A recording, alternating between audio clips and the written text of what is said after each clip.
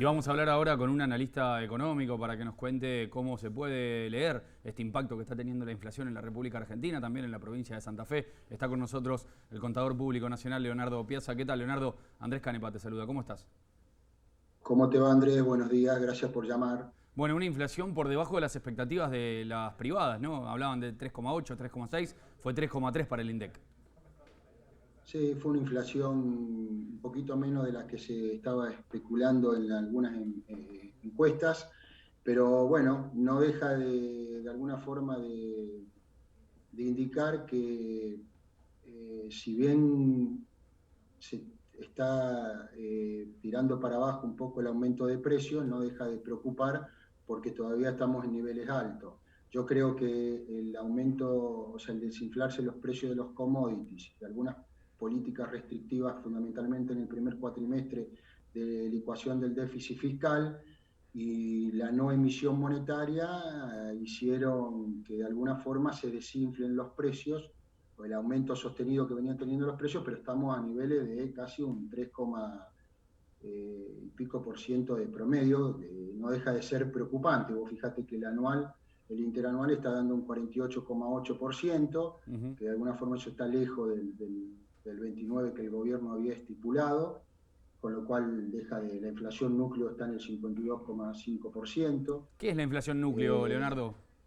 la inflación núcleo es la inflación que más tenemos que empezar a mirar, porque ahí está el índice de los precios de los alimentos y todos aquellos canastas que de alguna forma repercuten fundamentalmente en el poder adquisitivo de la gente. Claro. Vos fijate que el índice mayor hoy en este mes fue el transporte con un 6% y el salud con un 4,8%.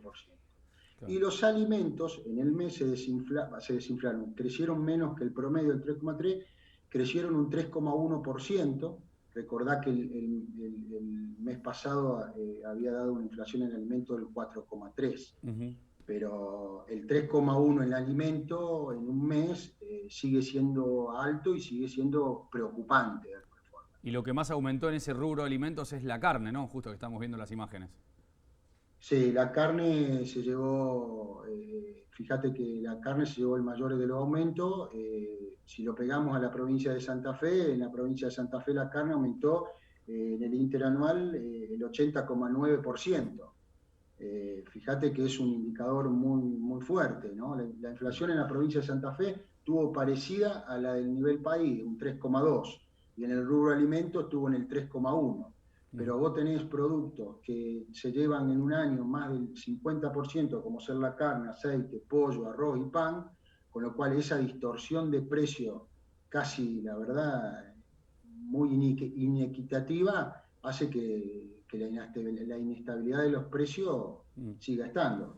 Ahora, el plan económico del gobierno apunta a bajar el déficit este año. De hecho, vimos mucho menos subsidios para la ayuda en pandemia, porque el año pasado había sido, por supuesto, maratónica la tarea del gobierno de salir a ayudar sectores, pero este año no hubo IFE, no hubo ATP, se ha recortado mucho en ese sentido. Así todo, el déficit operativo sigue siendo alto, ¿no? Sí, de todo modo, esto hay que leerlo el primer cuatrimestre de lo que tenemos datos del déficit fiscal. El déficit fiscal bajó mucho, hubo un ajuste, está en el 0,2% del Producto Bruto Interno. Esto fue producto de medidas no de gestión, sino de medidas por el lado del gasto. La inflación del 21,5% que se lleva este año Ujú. licuó mucho el gasto social y el gasto de prestaciones sociales y el gasto de jubilaciones por el lado de los gastos. Entonces hubo una licuación ahí, Ujú. que un ajuste no de gestión, pero que el gobierno de alguna forma le está dando una bienvenida a eso. Y por el lado de los ingresos, las retenciones, la liquidación de las retenciones, aprovechando los precios de los commodities, hizo que hubo un ingreso extra muy importante, igual que el ingreso a los bienes personales, pero esto vos sabés que son ingresos que no son continuos en el tiempo. Entonces la primera lectura que podríamos llegar a decir es que con los cepos cambiarios que hay, la intervención de los precios por los programas, bueno, súper cerca que hay, sumado a este déficit, llamémosle equilibrado del primer Claro. cuatrimestre, el gobierno ha podido comprar reservas, el gobierno ha podido de alguna forma tener una paz cambiaria, aunque sea de corto plazo, Mm. y eso le permite tener un pequeño poder de fuego para lo que viene. Pero lo que viene, nuestra visión o lo que nosotros estamos viendo, que es una economía a modo electoral, como le llamo yo, ¿no? Acá es muy probable que veamos otra vez la emisión de dinero, aprovechando que la base monetaria en el primer semestre no creció, es muy probable que con fines de alguna forma para ponerle dinero en el bolsillo a la gente y de alguna forma crear una ilusión de que el poder adquisitivo está creciendo, Bien. el gobierno creo que va a apuntar al consumo y a ponerle dinero en el bolsillo de la gente. Esto hace que tengamos a lo mejor una emisión de dinero y ahí otra vez van a actuar los bonos y las LELIC para contenerlo, para que no se vaya todo a precio, y por el otro lado las paritarias que de alguna forma ya se determinaron, o sea, las paritarias, el aumento que ha dado la Cámara de Diputados y Senadores del 40%, también es un disparador para los gremios, para que de alguna forma le diga, señores, la paritaria tiene que estar por ese lado. Entonces vemos una economía a modo electoral, donde seguramente todos los indicadores buenos de déficit fiscal que nosotros vimos,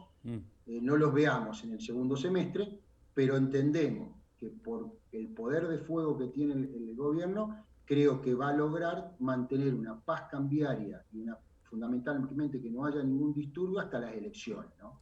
Leonardo, muy claro, como siempre, muchísimas gracias por este contacto. Bueno, muchas gracias y a su disposición para cuando lo disponga. Igualmente.